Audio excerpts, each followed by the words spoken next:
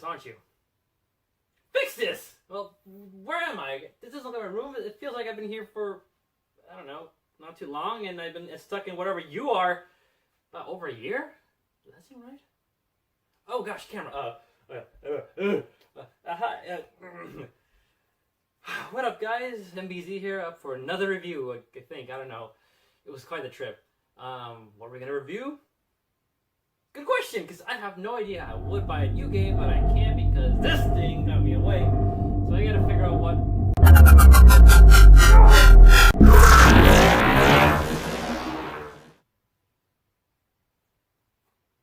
Huh.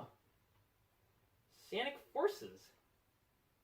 Alright, I guess this is the next game I'm gonna review. Looks promising. Questionable to be say the least for the cover. But that's pretty neat. I mean, the Phantom Room could just turn into games. I mean, imagine the money it could save. Like, it could turn into whatever it wants, and I can play it for free. It's pretty...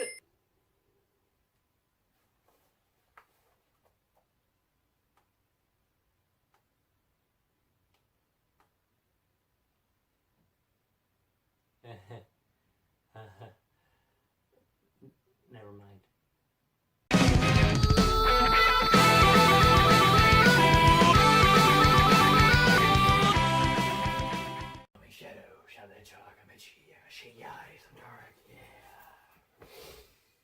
Well, that's better. Some upper cloth attire. I have no idea what happened to my Mania shirt. I'm assuming the Fanta Dorcas ate it. For some reason. Anyway.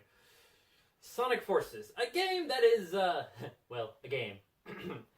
During the Blue Hedgehog's 25th anniversary extravaganza, looks like Sega and Sonic Team wasn't quite done with just Sonic Mania to reveal to us.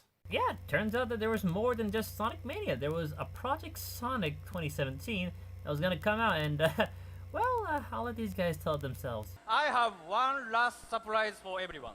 Sonic Mania is not Project 2017 I mentioned. So we're getting Mania and something else. And there you have it, Mania and something else. What was this other thing? Well, we were given a quick glimpse at this 25th anniversary extravaganza and what looks to be a apocalypse? Well, we still see our modern Blue Hedgehog in present, and developed by the team of Sonic Colors and Sonic Generation. Two wonderfully amazing games, so I felt very assured that we're going to have something well done here. And what looks to be a giant egg robo? This little teaser has given me more questions than answers, and it has captivated my interest to say the least. Although, how was the game going to be overall, I wasn't sure, as it seemed very bleak and gloomy, and definitely out of ordinary than what we're normally used to. However, I can't say that I'm not interested to see what this Join the Resistance is all about. The release date came, and I can't say I was just as excited as I was for Sonic Mania. Well, I got the game regardless, so... might as well see what it has in store. Maybe it could be good. The story. Our story begins with Dr. Eggman once again fed up with losing against Sonic, so he's going to make yet another creation of his to try and combat the Blue Hedgehog. However, this one's going to be different, to say the least, than his other creations he made. So then Eggman goes and sees in a town full of other animals? I'm sorry, where are we again? I thought we're on Earth where there's like people like Sonic Adventure and Sonic got left. Oh, and Sonic comes to the rescue! Hooray! Sonic is doing what Sonic does best, destroy Eggman's robots, except something is different this time. Huh? Jack? Marshall? Birdie? Uncle Fungus? And here we are introduced to today's new baddie for this game, Infinite, the project that Dr. Eggman was working on, and has some interesting powers that outmatch Sonic in many ways and is now kicking his butt.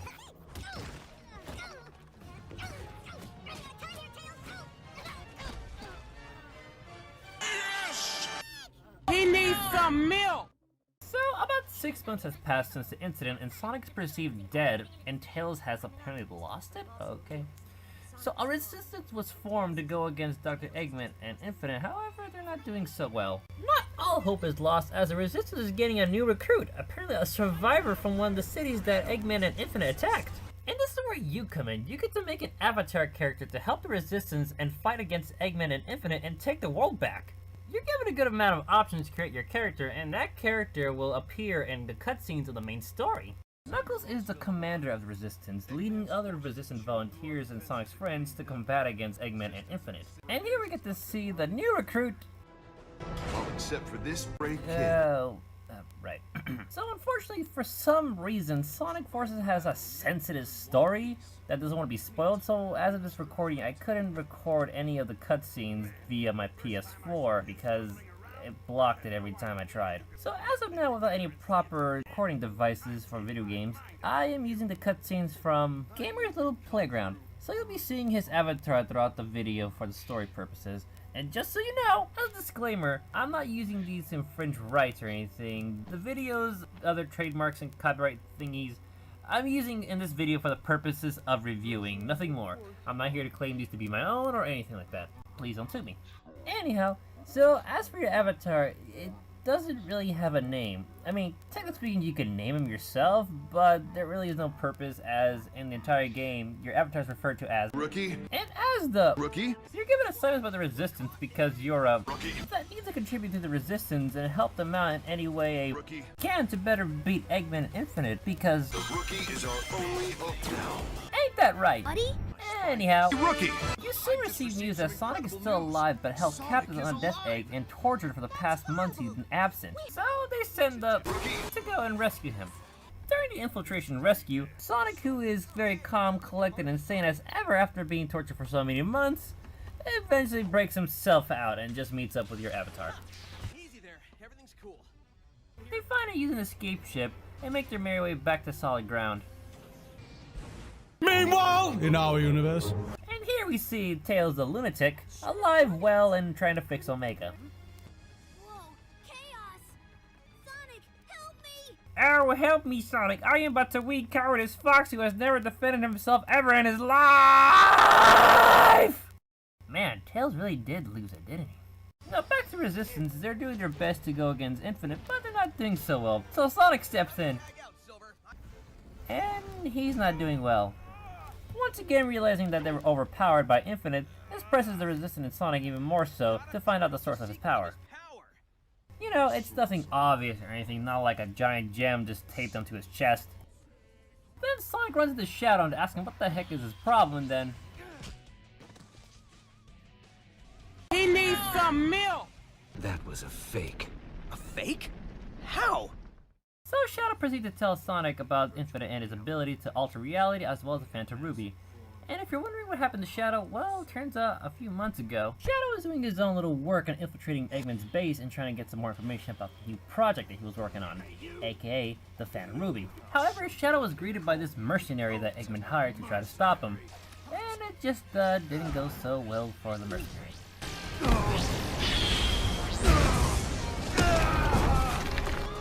Worthless. Don't show your pathetic face around me ever again. Getting kicked from Shadow made this mercenary realize how pathetic he really is. He eventually volunteers to be one of Eggman's live test subjects for his new project, and as if it wasn't obvious enough, he then becomes Infinite.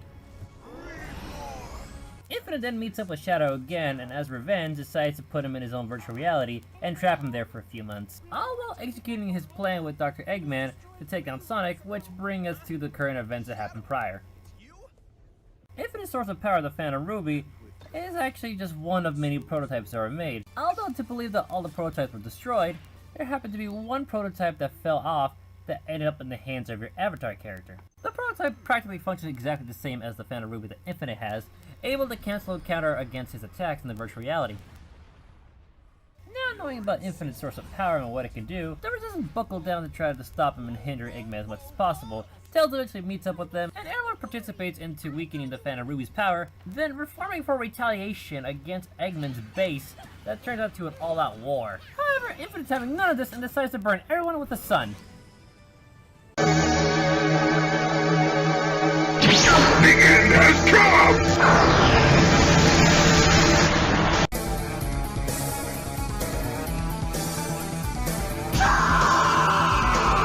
However, your avatar is able to save the day with the prototype Phantom Ruby by jumping into the sun. Well, at least now we don't have to worry about sunburn! The sun has been stopped, the Phantom Ruby is weakened again, and Sonic faces off with Infinite one more time. But then your avatar character joins the fight and takes down Infinite. With the two of them working together, the power of teamwork and friendship, they're able to beat Infinite away. Hold on. Our friendship, working as a team? Why do I feel like this is already a Sonic game that we already have? Like, it feels like it exists at some...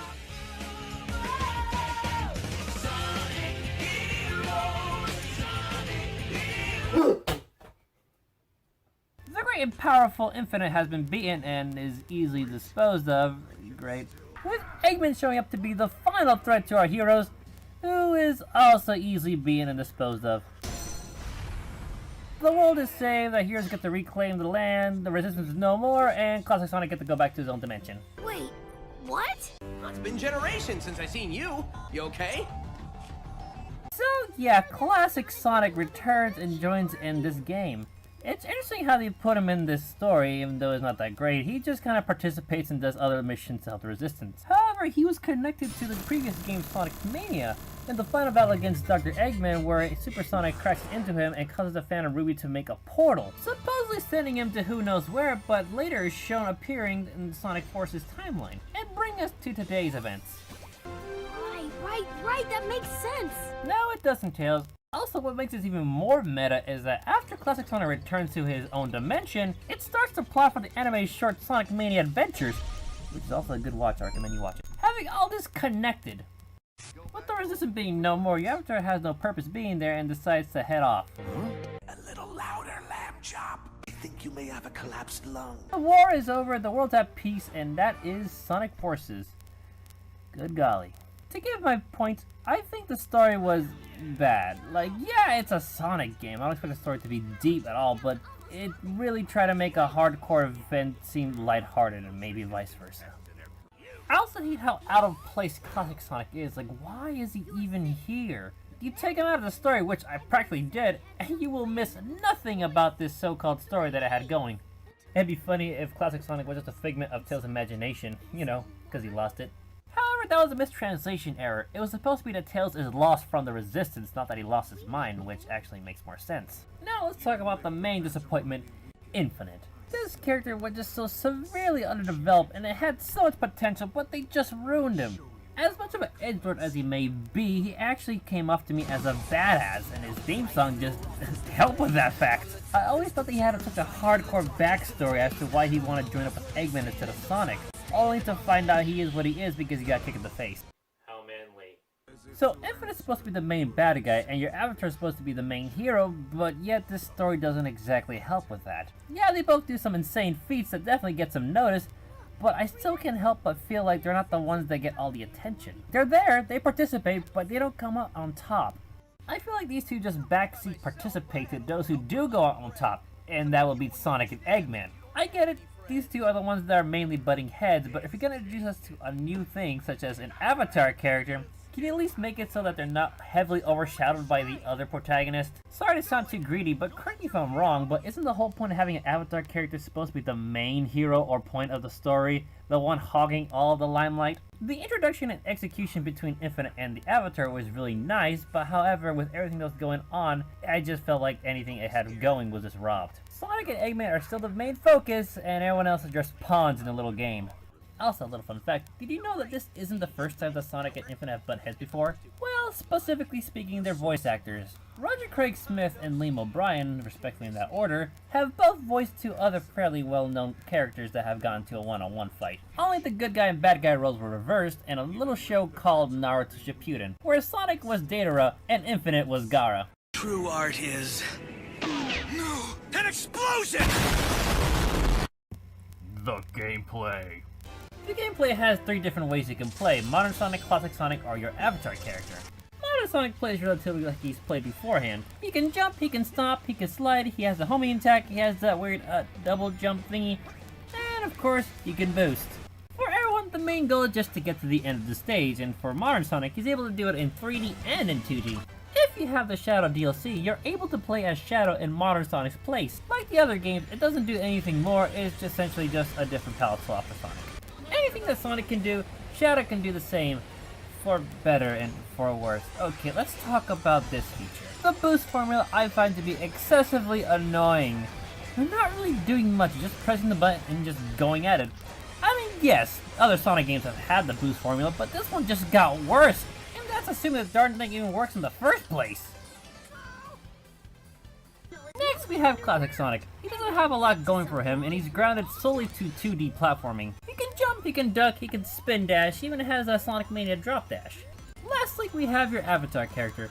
Your avatar plays closely to Modern Sonic, Although they can't boost, they can still homing attack with a grappling hook and just Spider-Man it. However, what sets your avatar even more further apart from Modern Sonic would have to be the Wispins. Wispins are wisp-based weapons that are able to find and collect as you just play through the game normally, as well as other cosmetics you're able to incorporate to your character. The game offers a good amount of cosmetic goods you're able to incorporate into your character. They don't do anything to enhance your gameplay of any way aside from just looks. The gameplay aspect comes solely from the species that you select your character to be, and mainly the Wispin that you're gonna use. The Wispins come in all sorts of shapes and flavors, so I'm gonna run down the list of which one you're gonna be using. And just to clarify, no Wispin is impossible to use in any level. It mainly is just about preference. The first Wispin we're going to be talking about would be the Lightning Wispin. I like to call it the Lightning Whip. You launch forward and you lash out a whip of electricity, slicing through anything that's in your viewpoint. Also, scattered throughout the levels are these Wisp capsules. By collecting the corresponding Wisp to your Wispin, you're able to perform a special Wisp ability depending on what your weapon is. For the Lightning Wispin, you're able to follow a trail of rings, essentially a light speed dash, as well as a trail of enemies if they're connected. Assuming you can get it right the first time. Next up is the Burst Wispin, aka the Flamethrower. Just press and hold the action button and voila, you got yourself a stream of fire just emitting from your face. As simplistic as it may be, I find this to be the better design of Wispin when it comes to keeping the pace going. Enemies are pretty pathetic, so the endless stream of fire just makes it easy for you just to take them out without having to worry about stopping. The Burst Wispin's ability allows you to propel yourself upwards and get yourself to higher ground. Of course, there's another capsule near you, it will keep the momentum going. The next Wispin is my personal favorite, the Asteroid Wispin. You have these asteroid blocks following you around, and about 5 of them, they're able to target enemies and shoot at them as a projectile. You can either lock on them and shoot them all at once, or shoot them at rapid fire. The Asteroid's ability is a bit weird. You're able to descend slower, pull in items / rings that are nearby you, and is invincible for a limited time. Next up is the Cube Wispin in Hammer form. By pounding the hammer near enemies, they turn into cubes. Pound it again, and any enemies that are in the cube form will turn into rings that you automatically collect. In cube form, they block enemy projectiles and attacks. However, making contact with them, they'll just disappear into the rings that you'll collect. I really don't get why they didn't stay as a physical form if they're gonna be cubes, but I do love the jump spinning attack that you do when you use the hammer. The cube's ability allows you to make a tower of physical cubes you can stand on when you use it. This is by far one of the worst abilities a Wispin could ever have. It is useless and I don't even recall using it as much. Next up is the Hover Wispin, which essentially shoots out a shotgun blast of air in front of you. Its ability allows you to take to the skies and fly for a temporary amount of time. Next is the Void Wispin that shoots out a black hole and engulfs just about everything that's in your screen. Its Wisp ability is also a bit weird. It allows you to travel to a set distance. In 3D it's quirky to handle, so 2D is better. And last and certainly least is the Drill Wispin. By pressing the action button a few times, you're able to charge up the Wispin and just shoot through and drill anything that's in front of you. It's not a bad Wispin, but it certainly isn't great. How do you even in close combat? You're able to charge and kind of aim it while you're doing so, but that doesn't make it any more useful or viable compared to other Wispins. Personally, it's hard to use and difficult to control, but you're somehow invulnerable while you're charging? I mean, I don't even know either.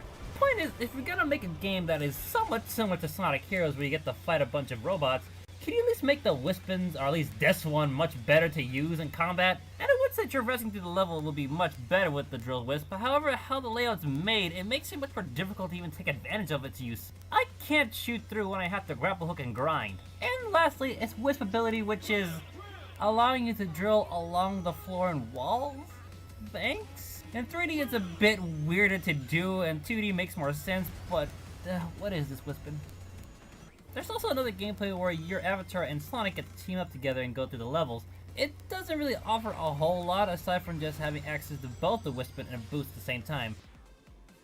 Excluding any bonus levels as well as bosses, there are about over 20 levels you can go through with all 3 of these characters. Now there's over 20 levels, however, a lot of them share the same locations with one another, such as the city and Metropolis. Even in shared locations, the experience and layout and gameplay will be different depending on who you choose. Although there's a good amount of new locations that will be introduced, we have some familiar ones returning, but it's changed for the sake of this game. For example, we have Green Hill Zone again, but it's including sand! Innovation at its finest, ladies and gentlemen. And of the newer locations isn't something to write home about. In fact, they're quite forgettable if I'm gonna be honest. And if we're gonna talk about forgetful, let's talk about the level design. The 3D section, especially for modern Sonic, is just downright boring, bland, and dull. Not a whole lot of thought was put into these sections. In fact, if anything, it was all put into the 2D sections. More challenge and platforming is put into the 2D section. Meanwhile, the 3D section I find is just a means of getting to the next 2D section or to the end. It is greatly more noticeable in modern Sonic stages because you're just boosting from one end to another. Point A to point B and that's it. Sure, not all 3D sections have just boosts. There are some things you can do every once in a while, maybe change your path here and there. But other than that, it still remains the same. Don't believe me? Then you tell me, which looks like it has a lot more going for it. 2D or 3D sections? The 3D sections are pretty mindless. I'm surprised they didn't put a now loading sign somewhere around here so we know we're about to get to the good part of the levels. Let me tell you about my favorite level in the entire game, and that would be Metropolis City. Level design, I wouldn't say it's the greatest of all. I think it's fine enough. 3D sections, at least I'm active. 2D sections are pretty fun, but the thing that really shines about this level to me is how Infinite is in there, actively messing with you and just causing you to take different routes for you to escape.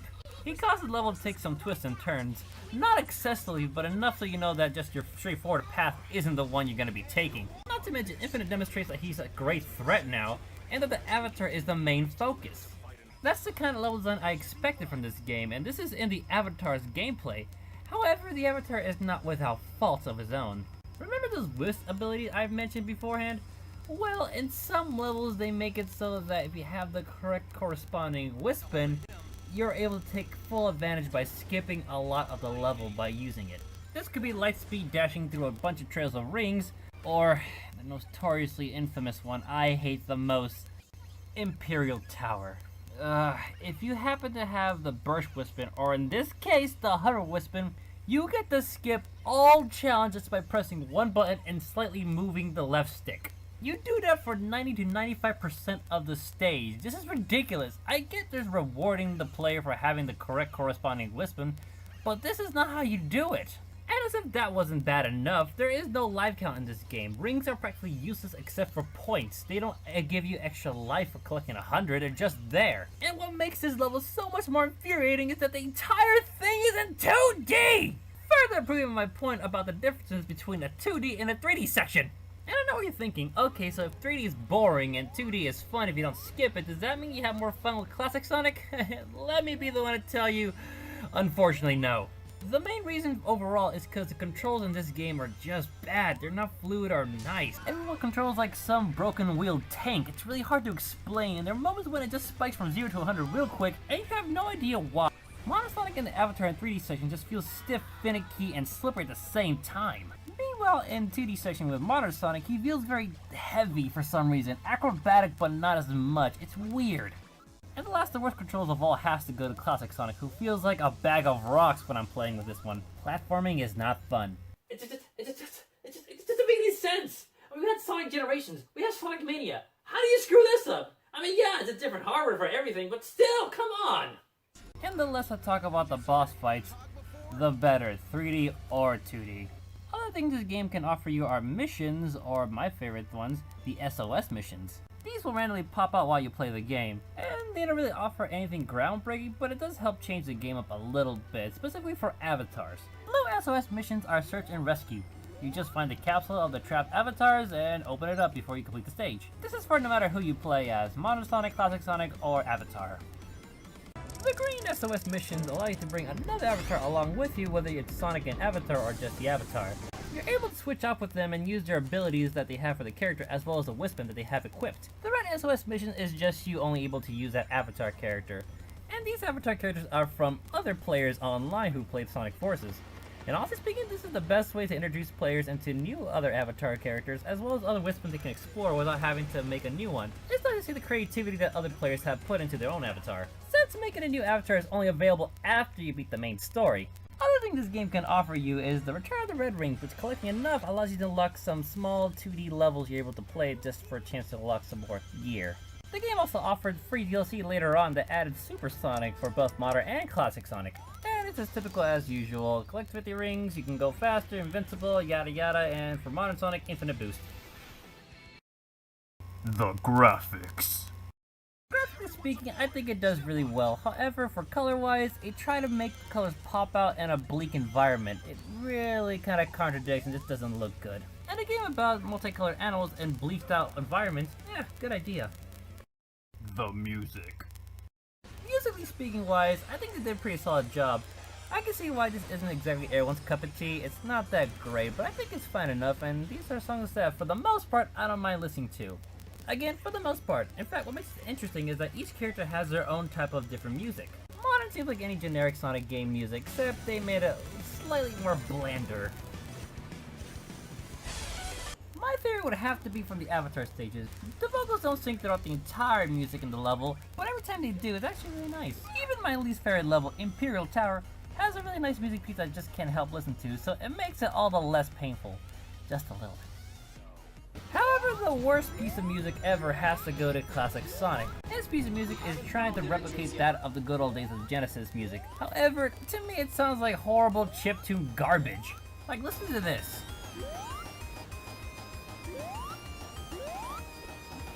You expect me to like this? Put back Green Hill Zone for Pete's sake at this point.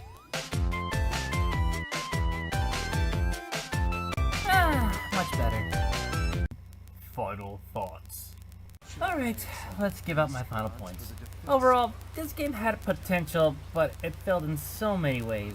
The gameplay wasn't fun, the introduction of the new hero and new villain just didn't seem like impactful since we still had Sonic and Eggman taking the limelight. Overall, this wasn't a fun experience.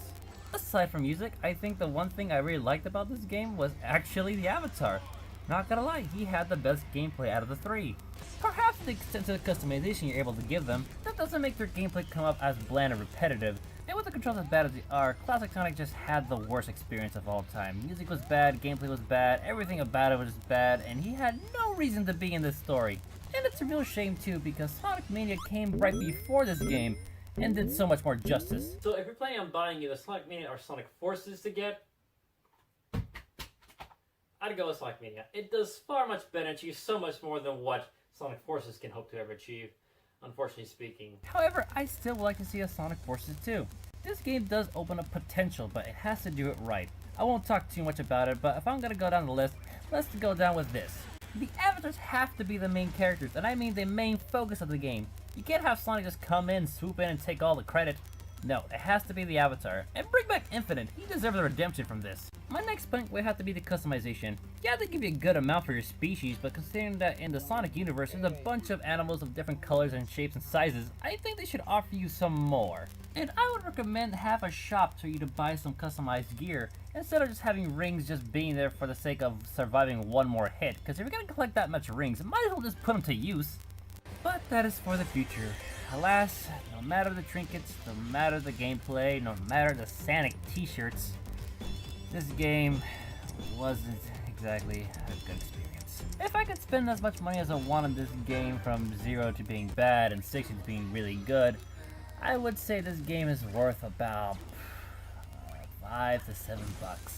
I think the Sonic team should start re-listening to their fans, or at least hire new blood onto their team for modern games, because this is not okay. And if you're wondering, no, I do not recommend you get this game. And that's my review. Oh, goodness gracious. I feel so lost and dizzy, I'm sorry. Well, I'm going to take some time to break and recuperate from all the money I probably lost while I was gone. I wouldn't want to get another game right now to review, because after all, who knows how long I've been gone, and...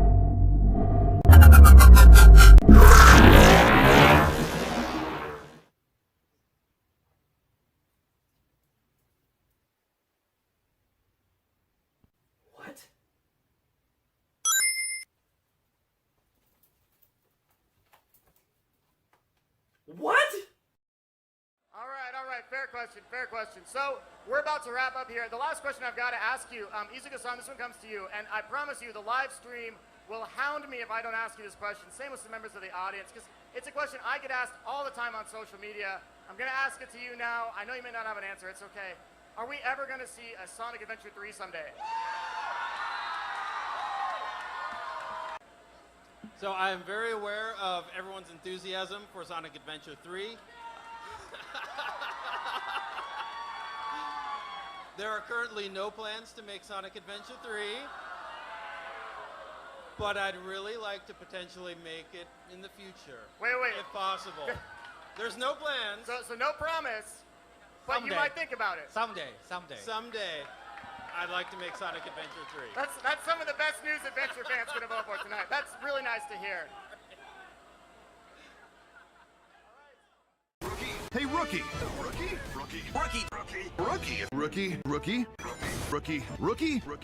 Buddy?